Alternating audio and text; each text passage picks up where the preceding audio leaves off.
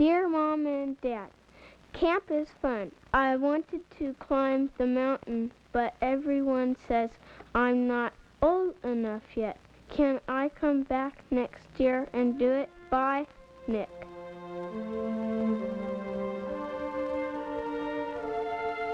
Mount St. Helens, a 9,677-foot sleeping volcano nestled in the wild abundance of the Gifford-Pinchot National Forest in southwest Washington.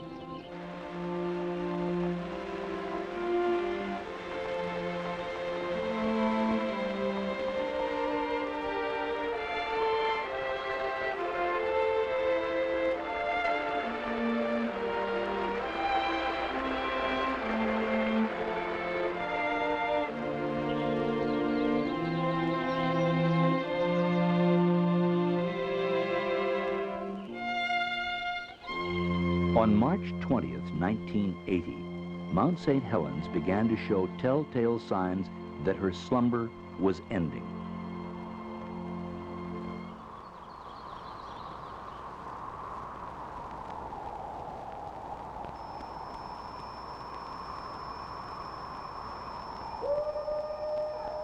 After the last great ice age had retreated northward, the Cascades were already well established, running from northern California through Oregon, Washington, and into Canada. But there was one peak amongst them that was not so well established. Compared to the rest, she was a teenage mountain, and like most teens, had growing pains. St. Helens is known to have erupted numerous times in the past. In the early and mid-1800s, she erupted again. It's small wonder local Native Americans in a variety of tribal languages called this peak basically the same thing, Fire Mountain. The view from the summit of Mount St. Helens was breathtaking. Below lay Spirit Lake. In the distance, an older peak, Mount Rainier. The lake was a haven for recreational activities and youth camps, the YMCA's Camp Meehan being the first. Thousands of youngsters flocked to the lake over the years, learning how to row a boat even when the oarlocks wouldn't stay put, sailing a wind that seemed to rise from the blue-green depths of the lake itself, always discovering new friends, the diamond-encrusted night skies, and how to cook an egg on a stick. There were national forest campgrounds on the lake, too. Bear Cove, Cedar Creek, Donnybrook.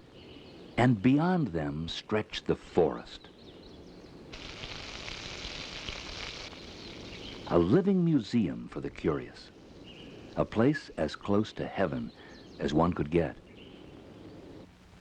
At Trail's End, there were places that were like living in a postcard world.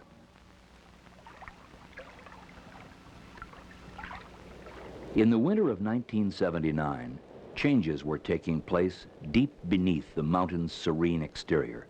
On March 20th, 1980, a moderate earthquake beneath the mountain registered 4.1 on the Richter scale and was the first sign of an eruptive phase. Swarms of quakes followed until March 27th. We are directly over Mount St. Helens right now, and there is no question at all that the volcanic activity has begun.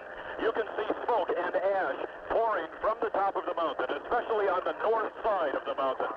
A concern for public safety prompted the closure of the Gifford-Pinchot National Forest. What scientists had anticipated, the eruption of Mount St. Helens before the end of this century, had begun. The mountain had a newly opened crater, measuring about 250 feet in diameter. The earthquakes continued. Forest Service and cooperating scientists went right to work. 845. Ringing the mountain with an array of gadgets, hoping to document even the slightest twinge.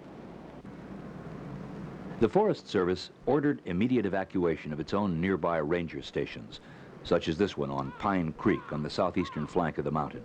They also strongly urged others having homes, lodges, or camps near the mountain to do the same. On the morning of March 29th, a second crater was observed, which had opened during the night. The new crater measured 75 feet wide and 30 to 60 feet deep.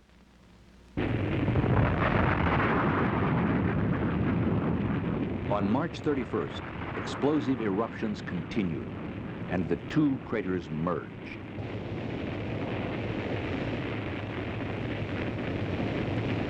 For the next several days, the mountain continued to spew ash and steam. Then, eruptive activity decreased. However, a bulge noticed earlier on the north-northeast flank of the mountain near Goat Rocks was found to be moving north-northwest at about 5 feet a day.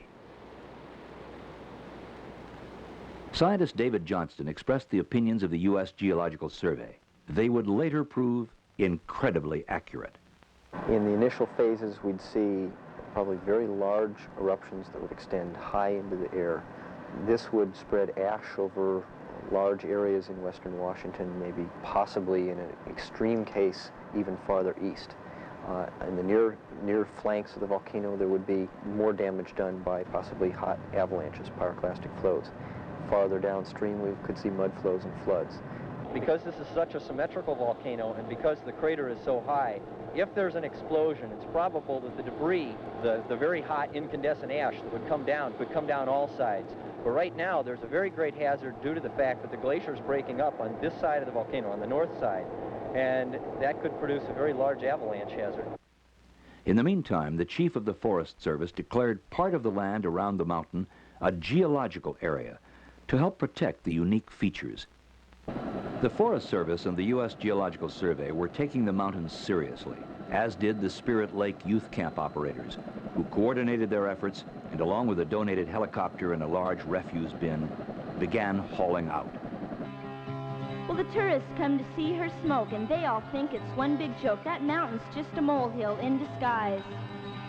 But when that lava starts to ooze, they'll be running the heels off their shoes. Heck, we just thought she was over-publicized.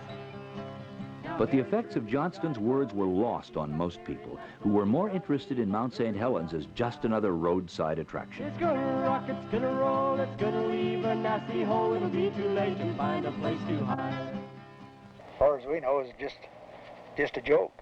Well, not really a joke, I guess, but it could last 100 years. We're going to stay till the rocks start falling, I guess. You don't mind working in the shadow of the mountain, then? No, not at all. There's nothing to be scared of. More danger from one of them trees falling on the backside than there is a mountain of exploding. For 83-year-old Harry Truman, operator of St. Helens Lodge, nothing was about to move him from the shadow of his beloved mountain. Harry wants to stay, and he's not going to leave, so, and he's thanked us for our concern for coming. It's definitely a mistake. Somebody done it to cause trouble for me and the law and everybody else. That's my life. Spirit Lake and Mount St. Helens is my life, folks. I've lived there 50 years. It's a part of me. That mountain and that lake is a part of Truman, and I'm a part of it.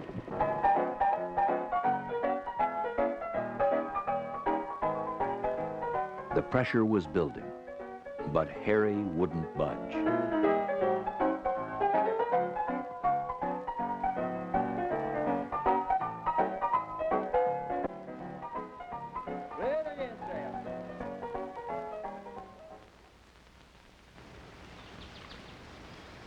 The morning of May 18th, 1980.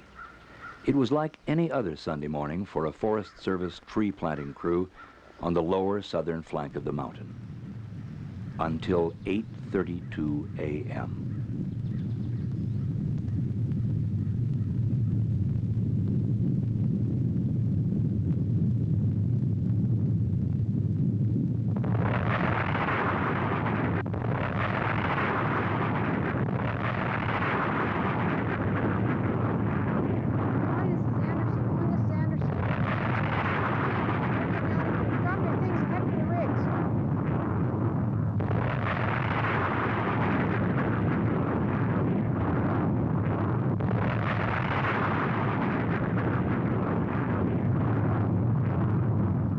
It seemed to happen in an instant. A cubic mile, tons of ash, rock, and ice were rocketed into the stratosphere. The cloud reached nearly 14 miles into the sky.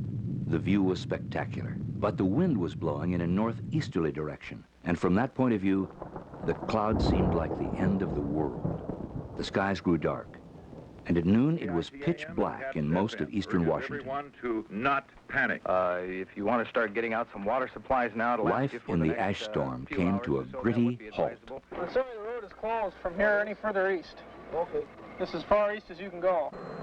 Those who could move, however, moved quickly. The 304th Aerospace Rescue and Recovery Squadron from the Portland Air Base was called in to find geologist David Johnston, who was manning a scientific lookout above Coldwater Creek, 6 miles northwest of the mountain. He was never found. Nothing matches the map. Where's Spirit Lake? Is that it over there? I can't believe I've camped up in this area. Doesn't look like any place I've ever been before. As most of you already know, we had a major eruption occurring at 8:32 approximately this morning on Mount St. Helens. The first report that we actually got about the eruption was from Forest Service personnel that were administering a tree planting contract, and they reported over the radio to us that an eruption was occurring, and it seemed to be about 100 times greater than one that we've ever had in the past. It does appear that the northwest flank of the mountain seems to be gone. They have indicated that there have been some mud flows that have come down the southeast flank of the mountain. Emergency procedures have been put into effect. At 10:15 this morning, the Cowlitz County reported that a 12-foot wall of water was coming down the Toutle River, and this was verified by the Washington State Patrol. The largest rescue mission in the history of the Northwest was soon underway. Look to the left now. Good. What do we have with that? Is that from over here? Military helicopter units and other rescue squads joined the effort, coordinated by the county sheriff departments. By the end of the rescue operations, which lasted 2 weeks, more than 170 people were brought to safety. But in the final count, 61 were dead or missing.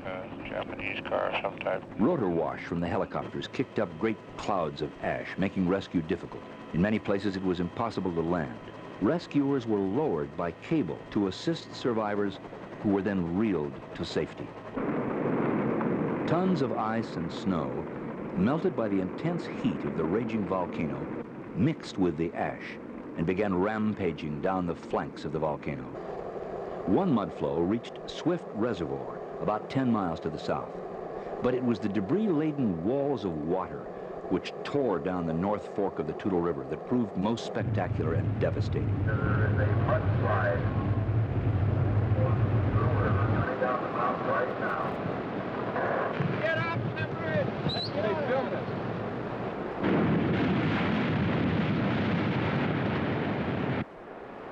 After wiping out an entire logging camp, the deluge raged on. In a matter of hours, this river of destruction surged under the Toutle River Bridge on Interstate 5, closing the main arterial between Portland and Seattle. Entire forests and logs, hundreds of years old, roared past stunned onlookers. From the Toutle to the Cowlitz to the Columbia River, first attempts at clearing the debris became exercises in futility. For the first time in decades, the lower Columbia River was closed to freighter traffic.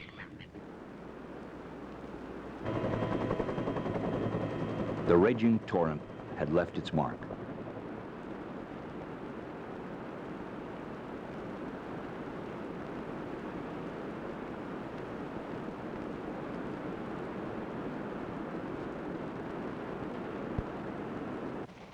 In a matter of hours, the winds carried the growing ash plume over Idaho and Montana. A month later, the plume had circled the entire Earth. In the wake of the plume, ash was everywhere.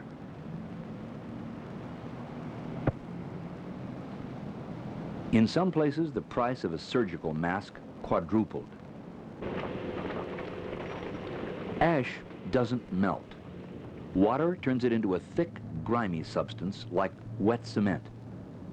It's as back-breaking a job as moving a mountain should be.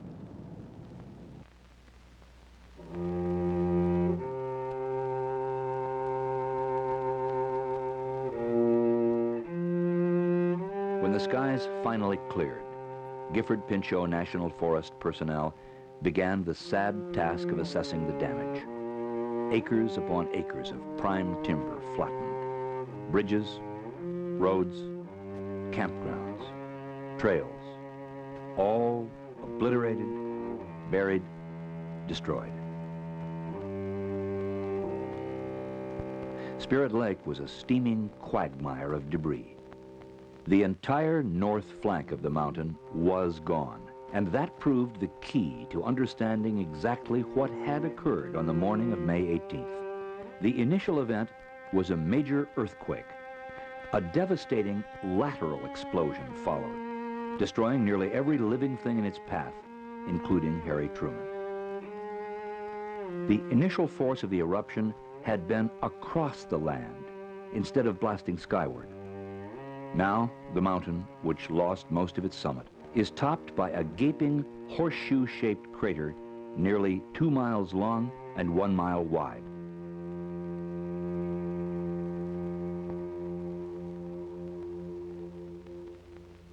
The perilous vantage point of a still photographer and the actual recorded voice of an eyewitness with a two-way radio bring the tremendous force of the May 18th eruption into chilling focus. Oh, I just felt an earthquake, a good one. Oh, now we've got an eruption down here. Now we got a big slide coming off. The slide is coming off of the west slope. Now we got a whole great big eruption out of the crater. And we got another that opened up on the west side, and the whole west side, northwest side is sliding down. Oh, wait, we got it, boy. The whole northwest section and north section blown up, flying and coming up over the ridge towards me. I'm going to back out of here. Photographer Gary Rosenquist barely escaped. Radio operator Jerry Martin did not. A recovery and planning team undertook an immediate survey of the area and began one of the most intensive planning efforts in the history of the Forest Service. Their preferred plan called for extensive protection of this window into the Earth's building process while recovering a portion of the downed timber and rehabilitating the land. Although at much lesser intensity, the mountain erupted 5 more times during 1980.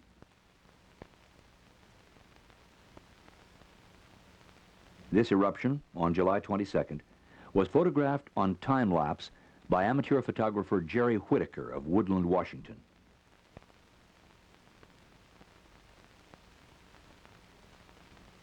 Meanwhile, a watchful eye is kept on the steamy crater and surrounding area. Some say the mountain shows signs of going back to sleep.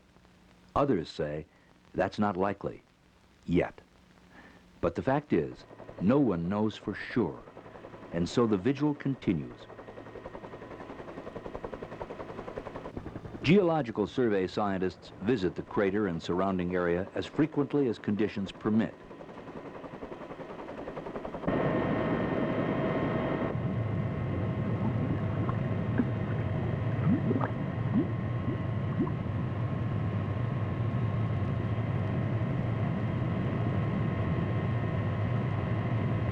Rock samples are collected. Distances between established points are measured electronically to detect any swelling or deflation of the volcano.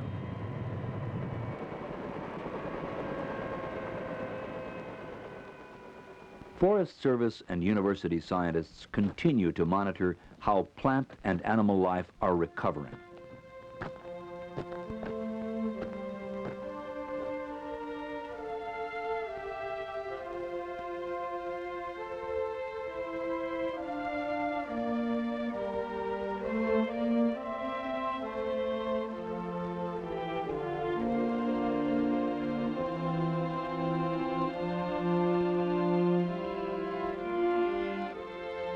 Volcanoes are secretive and unpredictable things. St. Helens could stay active for a week, a decade, longer. But sooner or later, by one manner or another, she will change again. That's the way it is with volcanoes. To be sure, much will happen in the meantime. Trees and huckleberries and wild animals will return to the mountain's flanks. Spirit Lake will become clear and blue-green again. gurgling streams will again be favorite haunts of the trout and the fishermen. But for now, we have a landscape in transition, a rare opportunity to learn from the Earth what the Earth is made of, why it changes, and perhaps even when it will change again. For those who find the loss of a mountain as it once was difficult to bear, there is consolation in a long-range program which will protect the marvel of the area's natural recovery, allowing many generations to replay the instant of destruction, while at the same time being eyewitnesses to the magnificent healing powers of nature.